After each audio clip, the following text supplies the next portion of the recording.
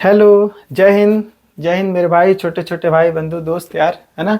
देखो, आज का जो हमारा टॉपिक है वो है टिश्यू, है ना। आज का हमारा टॉपिक है टिश्यू, और ये क्लास 9th के बच्चों के लिए स्पेशली है ना। 11th वाले भी देख सकते हैं, क्योंकि दोनों जो टॉपिक होता है वो रिलेटेबल ही होता है ना।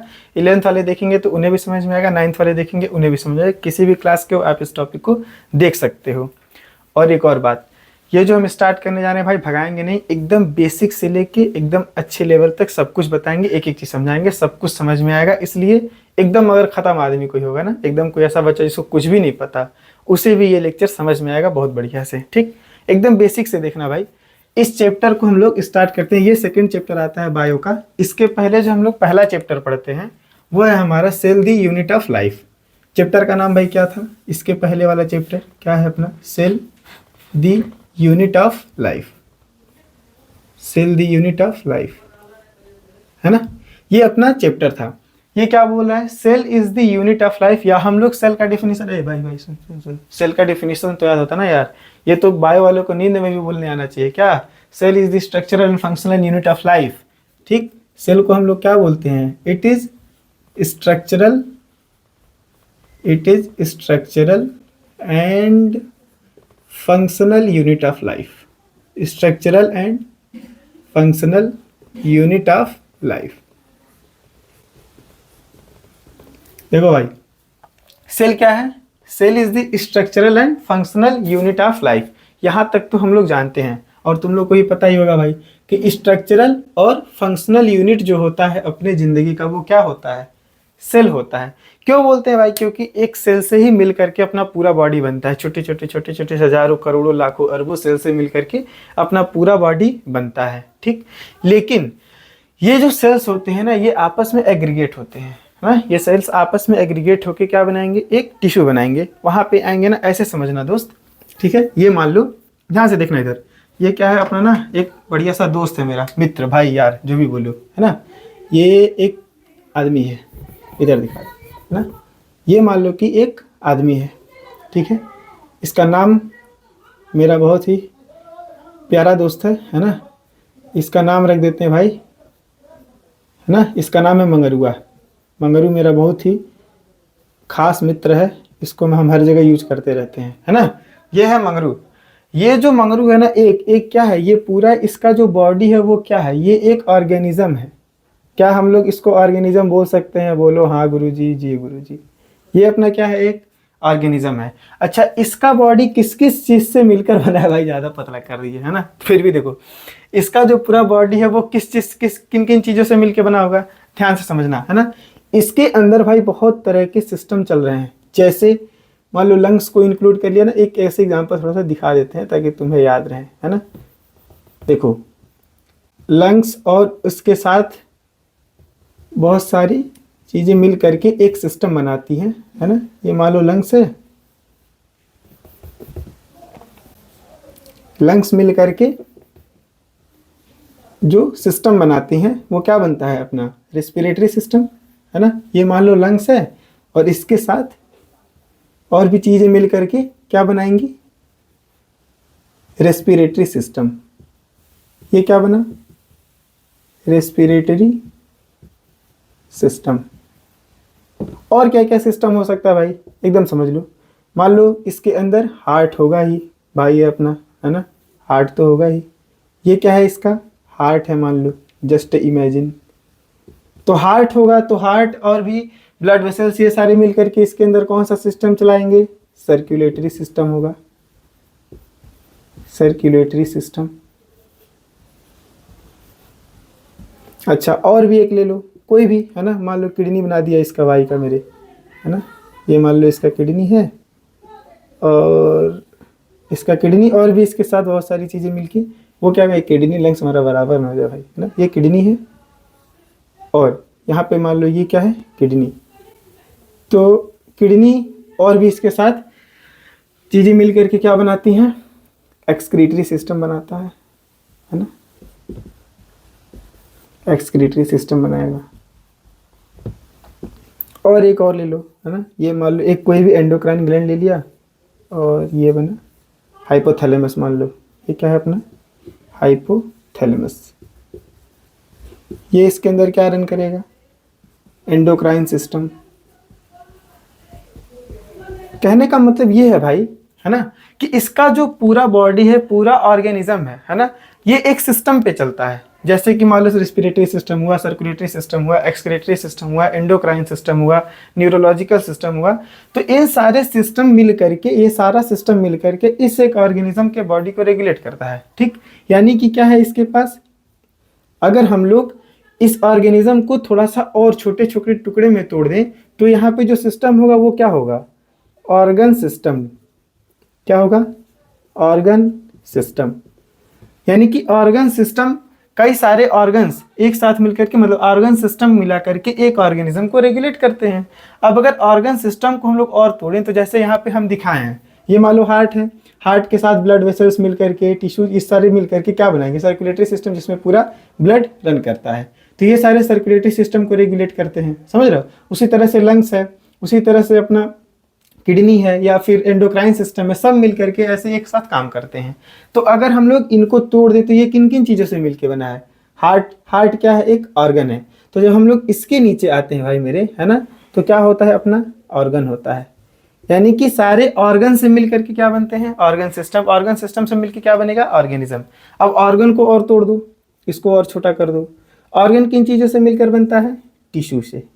किससे मिलकर बनेगा, टिश्यू से। और टिश्यूज किससे मिलकर बनते हैं, सेल से। समझ रहे हो। और हमको जो यहाँ पे पढ़ना है वो क्या पढ़ना है बाबू, पढ़ना है हमको टिश्यू पढ़ना है। ठीक है, यहाँ पे लाते हैं इसको हम लोग पहले चैप्टर में पढ़ते हैं, इसके बाद टिश्यू को पढ़ेंगे। ठीक है, सेल को क्या बोला था, यूनिट ऑफ लाइफ। ये क्या था हमारा, यूनिट ऑफ लाइफ। भाई एकदम बेसिक से ले जा रहे हैं, एकदम स्टार्टिंग से, है ना। जिसको कुछ नहीं पता, समझ लो पहली बार देख रहा है ना, उसे भी ये चीजें समझ में आएंगी।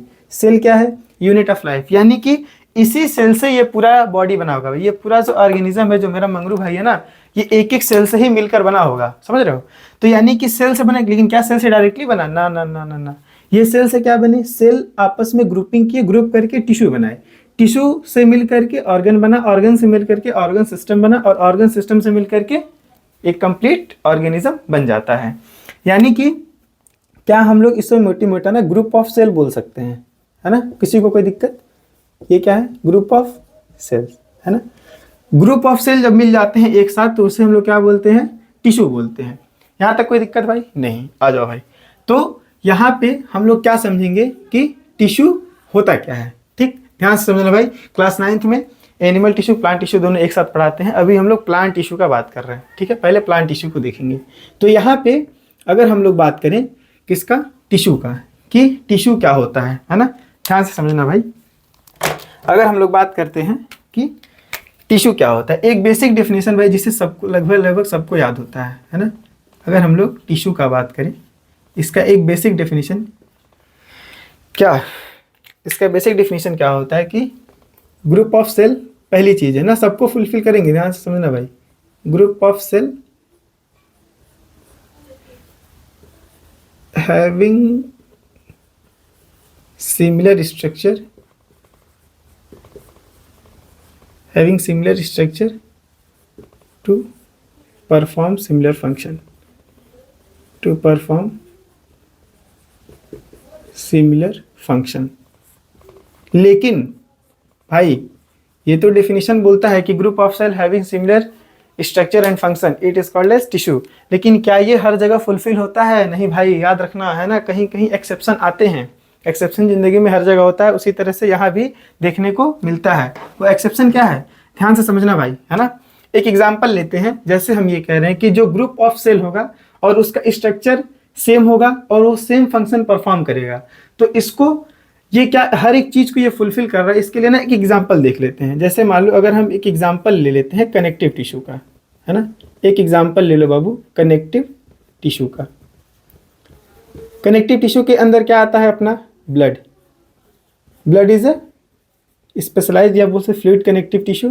क्या है, blood is a connective tissue. ये एक तरह का कनेक्टिव टिश्यू है। अब देखो ब्लड के अंदर कौन कौन सा सेल पाया जाता है, ध्यान से देखना, है ना। इसके अंदर आरबीसी भी पाया जाएगा, इसके अंदर डब्ल्यूबीसी भी पाया जाएगा, इसके अंदर प्लेटलेट्स भी पाए जाएंगे,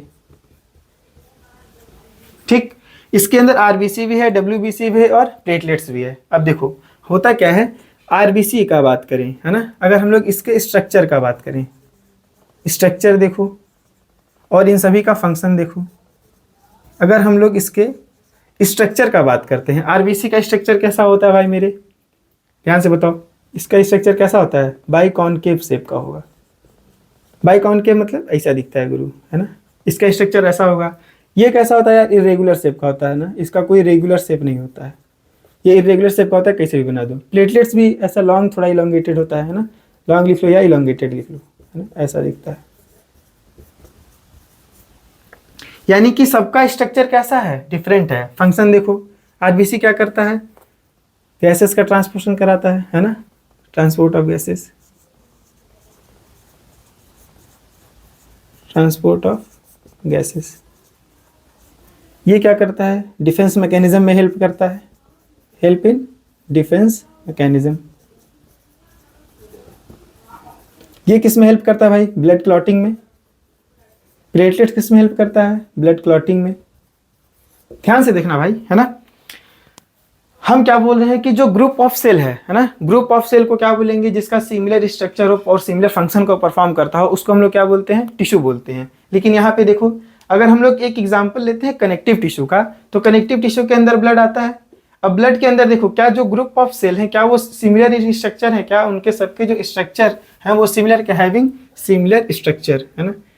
यहाँ पे यार स्ट्रक्चर लिखना भूल गया, है ना, ऐसे देखना दोस्त, having similar structure to perform similar function, है ना। तो क्या इनका स्ट्रक्चर और फंक्शन सिमिलर है, देखो इधर इसका स्ट्रक्चर कैसा है, बाई कॉनकेव शेप का है, डब्ल्यूबीसी का स्ट्रक्चर कैसा है, इरेगुलर शेप का है, प्लेटलेट्स का कैसा, इलोंगेटेड है। अगर फंक्शन का बात करें तो ये गैसेस ट्रांसपोर्ट में हेल्प कर रहा है, ये डिफेंस मैकेनिज्म में कर रहा है, ये ब्लड क्लॉटिंग में हेल्प कर रहा है। तो मेरे भाई ना इसका स्ट्रक्चर सेम है ना इसका फंक्शन सेम है, लेकिन है तो ये एक टिश्यू ही, तो क्या इसका स्ट्रक्चर और फंक्शन सेम है, तो ऐसा हमेशा नहीं होता है ना। यूजुअली कभी कभी ऐसा हो जाता है कि हो सकता है कि वो एक ही टिश्यू हो और उसका सेल का स्ट्रक्चर भी अलग हो और फंक्शन भी अलग हो। एक चीज जो हमेशा सेम होता है ना, वो क्या होता है, किसी भी टिश्यू का ओरिजिन, एक सेल का जो उस टिश्यू के अंदर जो सेल का ओरिजिन होगा वो हर सेल का सेम ओरिजिन होता है। जैसे अगर हम लोग ब्लड का बात करें तो इसका जो ओरिजिन होता है बाबू, ये मीजोडर्मल होता है, मीजोडर्मल इन ओरिजिन। तो ओरिजिन याद रखना हमेशा सेम होता है, लेकिन लेकिन लेकिन लेकिन ऐसा कभी नहीं होगा मतलब कि ग्रुप ऑफ सेल हो, इनका स्ट्रक्चर सेम हो, फंक्शन सेम हो, ऐसा नहीं होता है, समझ रहे हो। यानी कि कभी कभी ऐसा हो सकता है कि किसी का स्ट्रक्चर अलग हो या फंक्शन अलग हो, ऐसा प्लांट टिश्यू में भी देखने को मिलता है। ठीक है, अब भाई बात करते हैं आगे। ठीक, इसके बाद ये चाहो तो आप लोग लिख लो, है ना। ये एकदम बेसिक चीजें थी भाई। देखो क्या क्या किए हम लोग की, एक सेल है, सेल का ग्रुप मिलता है तो टिश्यू बनता है, टिश्यू ग्रुप करके ऑर्गन बनाते हैं, ऑर्गन से ऑर्गन सिस्टम, ऑर्गन सिस्टम से एक ऑर्गेनिज्म बन जाता है। भाई मेरे मंगरू पे देख के तुम लोग यार बुरा मत समझना, बहुत अच्छा ये आदमी है। ठीक है, उसके बाद क्या होता है, हमने टिश्यू का डेफिनेशन दिखा, 9th वालों तुम लोग चाहो तो इतना लिख सकते हो ना, group of cell having similar structure to perform similar function. ठीक है, अब भाई आगे बात करते हैं। इसमें जो हम लोग देखेंगे अभी प्लांट टिश्यू का डिस्कशन करेंगे। किसका, प्लांट टिश्यू का। नेक्स्ट आगे के लेक्चर में एनिमल टिश्यू भी बताएंगे, लेकिन अभी के लिए हम लोग प्लांट टिश्यू देखते हैं। प्लांट टिश्यू में भाई, है ना, प्लांट टिश्यू में क्या होता है कि सबसे पहले इसमें हम लोग जो किसका क्लासिफिकेशन करते हैं वो करते हैं on the basis of its capability of division, है ना। डिवीजन के बेसिस पे कि उसका कौन सा सेल डिवाइड कर रहा है या नहीं कर रहा है, उसके बेसिस पे हम लोग सबसे पहले सेल के टाइप्स को, यानी कि प्लांट के टिश्यू के टाइप को क्लासिफाई करते हैं। भाई किसी चीज़ को क्लासिफाई करने के लिए कोई बेसिस तो होना चाहिए कि किस बेसिस पे हम उसे क्लासिफाई कर रहे हैं। ऐसे तो क्लासिफाई कर नहीं सकते हैं, है ना। किसी भी दो चीज़ के बीच में अगर हमको डिफरेंट बताना है, अलग बताना है, तो कोई बेसिस होना चाहिए ना कि किसके बेसिस पे क्लासिफाई कर रहे हैं, है ना। जैसे मान लो अगर हमको दो देश के बीच में अंतर बताना है तो किसके बेसिस पे, कोई एक बेसिस होगा ना। या तो मान लो उसके लैंग्वेज के बेसिस पे अंतर कर सकते हैं, या कौन सा देश बहुत ज़्यादा मेडल जीता है, कौन सा नहीं जीता है, या क्रिकेट के बेसिस पे, मतलब एक बेसिस हम लोग बनाते हैं किसी भी चीज़ को क्लासिफाई करने के लिए। तो यहाँ पे भी जब हम लोग प्लांट टिश्यू देखते हैं ना, प्लांट टिश्यू की अगर हम लोग बात करें बाबू, है ना, जब हम लोग बात करते हैं प्लांट टिश्यू का, तो इसका जो पहला बेसिस ऑफ क्लासिफिकेशन होता है वो होता है on the basis of its capacity of division. यहाँ पे जो हम लोग बेसिस लेते हैं वो क्या होता है, on the basis of capacity of division, capacity of division मतलब इसके डिवीजन के कैपेसिटी के बेसिस पे हम इसको क्लासिफाई करते हैं, जिसमें हम लोग पहला जो टिश्यू देखते हैं वो देखते हैं मेरिस्टेमेटिक टिश्यू। क्या होता है मेरिस्टेमेटिक टिश्यू, और जो दूसरा हमारा होता है वो होता है भाई, है ना, परमानेंट टिश्यू। जो दूसरा होता है वो क्या होता है, परमानेंट टिश्यू। भाई एक मेरिस्टेमेटिक है तो एक परमानेंट होगा, ध्यान से समझना। ये जो मेरिस्टेमेटिक टिश्यू होता है ये कंटिन्यूअसली डिवाइड करता रहता है ना, इसको हम लोग एक्टिवली डिवाइडिंग टिश्यू भी बोलते हैं। क्या बोलते हैं लाला, actively dividing tissue, actively dividing tissue. अब देखो ये तो भाई एक्टिवली डिवाइडिंग टिश्यू है, और हम लोग इसका क्लासिफिकेशन ही इसी बेसिस पे किए हैं कि किसका कैपेसिटी डिवीजन करने का है, किसका नहीं है। यानी कि इसके जो सेल्स होंगे वो कंटिन्यूअसली डिवाइड करेंगे, तो अगर इसके डिवाइड कर रहे हैं तो इसके डिवाइड नहीं करेंगे, समझ रहे हो। यानी कि ये जो टिश्यू है lose its capacity of division, यानी कि ये सेल्स अब परमानेंट हो चुके। भाई परमानेंट बोल भी रहे ना कि अब तो हम परमानेंट हैं, lose its capacity of division, यानी कि ये वाला यहाँ पे जितने भी सेल्स होंगे वो अब डिवाइड नहीं कर रहे होंगे। तो हम लोग पहले क्या देखेंगे, मेरिस्टेमेटिक टिश्यू देखेंगे, है ना। इसमें परमानेंट टिश्यू में भी भाई, है ना, दो क्लासिफिकेशन हम लोग देखते हैं। पहला देखते हैं simple permanent tissue, simple permanent tissue, और एक सिंपल है तो दूसरा कॉम्प्लेक्स होगा, एक सिंपल है तो दूसरा कॉम्प्लेक्स परमानेंट टिश्यू होगा। दोनों ही परमानेंट हैं, लेकिन एक सिंपल है और एक कॉम्प्लेक्स है। ये सिंपल परमानेंट टिश्यू और ये कॉम्प्लेक्स परमानेंट टिश्यू, ठीक है। क्लासिफिकेशन किसके बेसिस पे किया कि कौन सा सेल डिवाइड कर रहा है और कौन सा सेल नहीं डिवाइड कर रहा है, उसके बेसिस पे हम लोग पहला क्लासिफिकेशन किए कि एक होगा हमारा मेरिस्टेमेटिक टिश्यू जो कंटिन्यूअसली डिवाइड करेगा, एक्टिवली डिवाइडिंग सेल होते हैं, और यहाँ पे दूसरा हमारा परमानेंट होगा जो डिवाइड नहीं करेगा, है ना। ये एक स्पेसिफिक फंक्शन परफॉर्म करता है, परमानेंट हो जाता है जिंदगी में, समझ रहे हो। और जो जिंदगी में परमानेंट होगा तो याद रखना यहाँ पे मोस्ट ऑफ द सेल्स जो होते हैं वो कैसे होते हैं, डेड सेल्स होते हैं ना। मोस्टली मतलब डेड सेल ही पाया जाता है, क्योंकि यहाँ पे परमानेंट हो जाते हैं। इन लोग का जिंदगी में कोई बहुत ज़्यादा काम नहीं रहता, काम रहता है भी है तो फिक्स रहता है ना। लेकिन यहाँ पे सारे मेच्योर टिश्यू होंगे। इसमें भी जो कॉम्प्लेक्स परमानेंट टिश्यू होते हैं इसमें हम लोग सबको डिस्कस करेंगे एक एक करके, ठीक है। उसका मोस्टली सारे डेड नहीं होते भाई, है ना, ऐसा मतलब सब डेड, ऐसा नहीं, कुछ इसमें जिंदा भी होते हैं। देखो इधर मेरिस्टेमेटिक टिश्यू क्या है, ये डिवाइडिंग टिश्यू है। इसमें देखना अगर कोई टिश्यू डिवाइड कर रहा है, डिवाइड यानी कि नंबर अपना बढ़ाएगा, यानी कि एक बात याद रखना है कि प्लांट के ग्रोथ में हमेशा कौन सा टिश्यू हेल्प करेगा, मेरिस्टेमेटिक टिश्यू हेल्प करेगा। इसको हम लोग बाद में डिस्कस करेंगे, यहाँ पे पहले हम लोग मेरिस्टेमेटिक टिश्यू को देखते हैं, ठीक है। मेरिस्टेमेटिक टिश्यू की अब अगर हम लोग बात करें तो यहाँ पे हम लोग 3 टिश्यू देखेंगे भाई, है ना। 3 तरह का मेरिस्टेमेटिक टिश्यू हम लोग देखेंगे, ठीक है। एक हम लोग पढ़ेंगे एपिकल मेरिस्टेम या एपिकल मेरिस्टेमेटिक टिश्यू या एपिकल मेरिस्टेम। दूसरा हम लोग देखेंगे inter calorie meristem, inter calorie meristem, और तीसरा अपना लेटरल मेरिस्टेम, लेटरल मेरिस्टेम। होता क्या है भाई, देखो इधर ये क्या है, बोल रहा है ना कि एपिकल मेरिस्टेम है, इसको इरेज कर देना, है ना। एपिकल मेरिस्टेम, एपिकल मेरिस्टेम का मतलब क्या हुआ, एपिकल जो वर्ड आया है ना ये आता है भाई एपेक्स से। किससे आता है, एपेक्स से। एपेक्स का मतलब क्या होता है भाई, लास्ट जो टिप होता है, जो पॉइंटेड होता है ना, उसको हम लोग बोलते हैं एपेक्स, है ना। किसी भी चीज़ का, जैसे मान लो ये पेन है तो इसका ये जो मार्कर है ना, इसका जो टिप होगा इसको हम लोग एपेक्स बोल सकते हैं, समझो, जो लास्ट एकदम टिप का पॉइंट होता है उसे बोलते हैं एपेक्स। देखो इधर ये मान लो एक सीड है ना, ये एक सीड लिया और इसका ग्रोथ हमें देखना है। ये अपना ग्राउंड है, देखो प्लांट कैसे ग्रोथ करता है, ठीक। ये यहाँ पे पहले इसका छोटा सा एक जड़ निकला, ऊपर हल्का सा एक ऐसे बाहर निकला, ये पहला हुआ। उसके बाद और थोड़ा सा ये मान लो पौधा बढ़ रहा है ऐसे, है ना, नीचे और भी इसके टिश्यूज बढ़ रहे हैं, इधर रूट, ठीक है, इधर सूट इधर रूट। लास्ट में क्या हुआ, इसके बाद यहाँ पे मान लो कि ये प्लांट कभी ना कभी तो बड़ा होगा ही भाई, ये प्लांट हो गया एकदम बढ़िया बड़ा, और इसके रूट भी एकदम हैवी नीचे फैले हुए हैं गुरु, देखना इधर, ठीक है। प्लांट ऐसे ही बढ़ता है। ये लिया सीड, सीड के देखो इधर ये क्या बढ़ रहा है अपना रूट, जो ध्यान से देखना भाई, है ना, ये क्या है रूट, ये क्या है इधर सूट।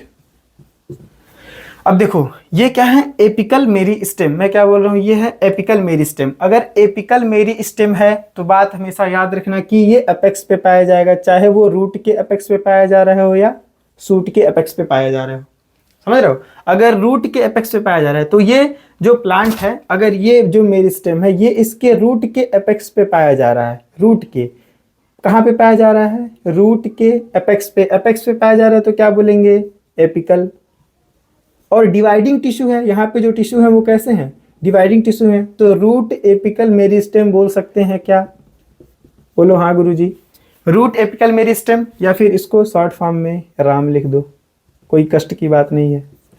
अगर यही सेम टिश्यू सूट के एपेक्स पे पाया जा रहा है, अगर सूट के एपेक्स पे पाया तो सूट, और एपेक्स पे पाया जा रहा है तो अगेन एपिकल, और मेरिस्टेमेटिक टिश्यू है तो मेरिस्टेम। समझे, बात समझ में आया, है तो एपिकल मेरिस्टेम है, लेकिन अगर रूट के टिप पे पाया जाएगा बाबू तो ये रूट एपिकल मेरिस्टेम, सूट के टिप पे पाया जाएगा तो सूट एपिकल मेरिस्टेम, इसको बोल देना साम। तो भैया राम और साम, है ना। इसके बाद क्या होता है भाई, ध्यान से समझना, कोई भी आप प्लांट देखो तो कहीं ऐसा प्लांट देखे हो कैसे जड़ में से निकला ही मोटा गया दरिया है, ऐसा नहीं होता है। पहले प्लांट बढ़ेगा, उसका पहले लंबाई बढ़ेगा, ठीक है, पहला ग्रोथ क्या होगा कि उसके लेंथ में ग्रोथ होगा, समझ रहे हो। तो ये जो टिश्यू होता है भाई मेरे, ये कैसा कराएगा, याद रखना भाई, ये प्राइमरी ग्रोथ कराता है। कैसा ग्रोथ कराएगा, प्राइमरी ग्रोथ कराएगा। प्राइमरी ग्रोथ कराने का मतलब क्या है, इसके लेंथ में इंक्रीज करता है भाई मेरे, increase in length, primary growth कराएगा। यहाँ पे देखो ना, इस प्लांट में दोनों में अंतर देखना, यहाँ पे भी बढ़ रहा है, यहाँ पे भी बढ़ रहा है, लेकिन यहाँ पे ना प्लांट का चौड़ाई भी बढ़ गया। इधर देखो ना यार, ये मोटा तनाव हो गया एकदम हैवी तगड़ा, इस पे आम वाम लगेगा, लेकिन ये प्लांट कैसा था यार, ये छुटकू सा था, है ना। तो यहाँ पे पहले किसी भी आप प्लांट को देखो तो पहले उसका लेंथ बढ़ता है, यानी कि प्राइमरी ग्रोथ होता है, उसके बाद उसमें सेकेंडरी ग्रोथ हमको देखने को मिलता है। तो जो प्राइमरी ग्रोथ का जो लेंथ बढ़ाता है, ठीक, लेंथ बढ़ाने के लिए हमेशा याद रखना, ये जो टिश्यूज होते हैं अपने सूट एपिकल मेरिस्टेम और रूट एपिकल मेरिस्टेम होते हैं। जो रूट एपिकल मेरिस्टेम होता है, यानी कि जो रूट के टिश्यूज होते हैं, ये अपवर्ड में सेल्स को ऐड करते जाते हैं, है ना, ऐड सेल्स यहाँ पे जो होते हैं अपवर्ड टर्न करते हैं, और ये डाउनवर्ड करता है, ऐसे नीचे करते जाएगा, ऊपर ऐसे बढ़ते जाएगा। जैसे मान लो कि अभी ये यहाँ पे है, उसके बाद ये यहाँ निकल गया, है ना, और नीचे ऐसे सेल्स ऐड करते जाता है। ऐसे अगर चाहो तो आप लिख सकते हो ना, सेल्स एडेड डाउनवर्ड। और यहाँ पे कैसे होता है, cells added upward, cells added upward, ठीक है, बात समझ में आया। तो ये क्या कर रहा है, इसका सिर्फ लेंथ बढ़ा रहा है, यानी कि इसका प्राइमरी ग्रोथ करा रहा है। उसके बाद भाई यहाँ पे क्या होता है, इंटर कैलरी मेरिस्टेम, ठीक है, इसको देखना क्या होता है। जैसे मान लो कि ये प्लांट है तो इसके ब्रांचेस भी निकलते हैं, है ना, जैसे ब्रांच निकलेगा 1 2 3 4, जो भी ब्रांच मतलब उसकी डालियाँ निकलेंगी, कुछ और भी नोट्स निकलेंगे। तो वो जो नोट्स निकलता है ना, वो किसके वजह से होता है, इंटर कैलरी मेरिस्टेम। यहाँ पे क्या होगा, इंटर कैलरी मेरिस्टेम।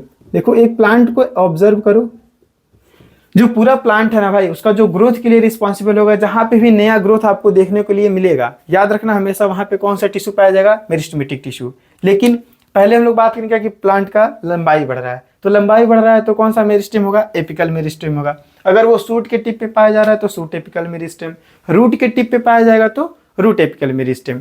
और बीच में जो नोट्स है, इंटर नोट्स, यहाँ पे जो नोट्स के लिए ग्रोथ कराता है वो क्या होता है, इंटर कैलरी मेरिस्टेम।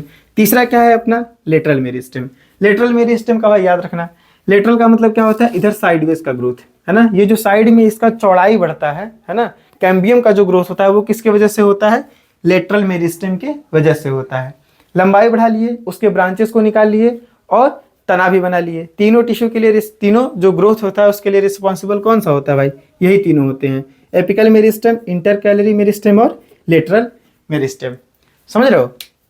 देखो भाई इसके बाद क्या हम लोग बात करेंगे कि यहाँ पे जैसे मान लो कि कई बार क्या होता है, ग्राउंड में तुम लोग देखे होगे, मान लो ये ग्राउंड है और यहाँ पे भाई ऐसा ऐसा घास निकला हुआ है खूब ज़्यादा, है ना, ऐसे घास निकला हुआ है खूब ज़्यादा, और घास में क्या है, एक आई भैंसिया, है ना, भैंसिया गैया जो भी, मतलब कोई भी ग्रेजिंग एनिमल आया, ठीक है, और उसको क्या किया, ऊपर से यहाँ से ना ऐसे नीचे से इसको खा लिया, यहाँ से खा लिया, है ना, ऐसे नीचे से तो काटेगा नहीं, दराती हंसुआ तो है नहीं, ऐसे नीचे से काटेगा, ऊपर से खा लेगा। तो ये जब टिश्यूज जो ग्रोथ करते हैं ना एपिकल मेरिस्टेम, तो यहाँ पे ना इसके कुछ पैचेस छूट जाते हैं भाई, है ना, वहाँ पे वही इंटरकैलरी मेरिस्टेम भी बनता है, समझ रहे हो। तो वो जो पैचेस होते हैं यहाँ पे, ये रीजनरेट कर जाता है भाई वापस से, यहाँ से क्या हो जाता है, ये रीजनरेट कर जाता है, रीजनरेट कर जाता है दोस्त, समझ रहे हो, ये वापस से रीजनरेट कर जाता है। यानी कि ग्रेजिंग एनिमल्स जो होते हैं, जो घासों को खा लेते हैं, उनके रीजनरेशन के लिए भी कौन सा टिश्यू हेल्प करता है, इंटरकैलरी मेरिस्टेम। या फिर गार्डन में आप लोग देखते होगे, है ना, कि गार्डन में माली चाचा लोग होते हैं जो घासों को ऊपर से काट देते हैं, तो प्लांट हमें घना दिखने लगता है ना, एकदम छोटा सा पौधा हो और उसमें बहुत सारे स्टेम देखने को, बहुत सारे ब्रांचेस देखने को मिलते हैं, है ना। तो उसमें हम लोग क्या करते हैं कि जो भी, अगर आप लोग एपिकल मेरिस्टेम को काट दोगे तो नीचे से जो इंटरकैलरी मेरिस्टेम होंगे ना, इसमें बहुत सारे ब्रांचेस देखने को मिलते हैं, बहुत सारे ब्रांचेस का ग्रोथ हो जाता है, समझ रहे हो। बस इसमें इतना याद रखना भाई, है ना, कि एपिकल मेरिस्टेम दो तरह का देखना, सूट एपिकल मेरिस्टेम और root apical meristem. Shoot apical meristem क्या करेगा, सूट यानी कि स्टेम के लेंथ को बढ़ाएगा, रूट एपिकल मेरिस्टेम रूट के लेंथ को बढ़ाएगा। भाई दोनों तरफ तो ग्रोथ होगा ना। नीचे क्या होगा, अगर ये रूट की तरफ जाएगा तो पॉजिटिवली जियोट्रॉपिक और निगेटिवली फोटोट्रॉपिक, मतलब ऊपर के लिए ना, सन के लिए हो जाएगा निगेटिवली और पॉजिटिवली होगा जियोट्रॉपिक, और ये निगेटिवली हो जाएगा जियोट्रॉपिक और पॉजिटिवली होगा फोटोट्रॉपिक, समझ रहे हो, ऊपर ग्रोथ कर रहा है। निगेटिवली ये होगा पॉजिटिवली, यानी कि धरती के तरफ ग्रोथ कर रहा है, तो पॉजिटिवली जियोट्रॉपिक बोलते हैं इसे, ठीक है भाई। किसी को कोई दिक्कत, बहुत बढ़िया, पूरा समझने का चीज है। अगर एपेक्स यानी कि लेंथ का प्राइमरी ग्रोथ ये कराएगा, सेकेंडरी ग्रोथ ये कराता है दोस्त, है ना। लेटरल मेरिस्टेम क्या कराएगा, सेकेंडरी ग्रोथ, क्योंकि ये उसका तना बढ़ा रहा है ना, मोटाई कर रहा है, चौड़ा कर दे रहा है भाई। सेकेंडरी ग्रोथ को इंक्रीज इन गर्थ भी बोल सकते हो, है ना। हमारे सब बच्चे हैं नन्हे नन्हे ना, ये सब गर्थ को आज तक गिर्थ बोलते हैं भाई, ये गर्थ है ना, इसको गर्थ पढ़ते हैं, गिर्थ नहीं पढ़ते हैं।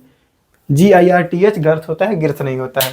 आधा जनता इसको गिर्थ बोलती है, ठीक है। तो इसको हमेशा याद रखना है, क्या कि एक्टिवली डिवाइडिंग टिश्यू होगा, मेरिस्टेमेटिक टिश्यू कैसा होगा, एक्टिवली डिवाइडिंग टिश्यू होगा। और एक्टिवली क्योंकि ये डिवाइड करे, तो जो डिवाइड करेगा वही तो ग्रोथ कराएगा। इसमें हम लोग तीन तरह का देखते हैं, एपिकल मेरिस्टेम, इंटरकैलरी मेरिस्टेम और लेटरल मेरिस्टेम।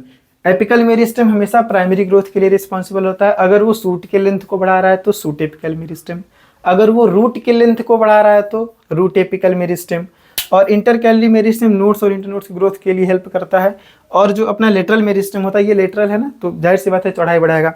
ऐसे समझ लो, ये जो अपना बॉडी है ना, कैसे कैसे, मान लो पीछे वाला जो हिस्सा इसको डॉर्सल बोलते हैं, पीछे डॉर्सल, सामने वेंट्रल, और ये साइड में लेटरल, यानी कि जो साइड का पार्ट होता है जहाँ पे ये हमारा रिब्स होता है, इसको लेटरल बोलते हैं। तो लेटरल में अपने क्या है, साइड में इधर रिब्स है, सामने इधर वेंट्रल जिसे हम लोग बोलते हैं, यहाँ पे क्या अपना स्टर्नम है, पीछे अपना वर्टिब्रल कॉलम। तो इस तरह से ना ये पूरा हम लोग स्ट्रक्चर या बॉडी को बताते हैं कि ये लेटरल साइड है, ये वेंट्रल है, ये डॉर्सल है, इस तरह से। तो यानी कि लेटरल यानी कि जो साइड का ग्रोथ करा रहा है, समझ रहे हो, ये साइड वाला जो हमें दिख रहा है, तो यानी कि जो साइड का ग्रोथ कराएगा वो अपना कौन सा होगा, लेटरल मेरिस्टेम। ओके भाई, बहुत बढ़िया, आई होप कि सबको ये चीज़ समझ में आया होगा, ठीक है। इसका जो आगे का लेक्चर है भाई, है ना, इसके बाद अपना आप लोग पढ़ेंगे सिंपल परमानेंट टिश्यू पे। इसके बाद सिंपल में इतना ही था ना, मेरिस्टेमेटिक टिश्यू में इतना याद रखना है।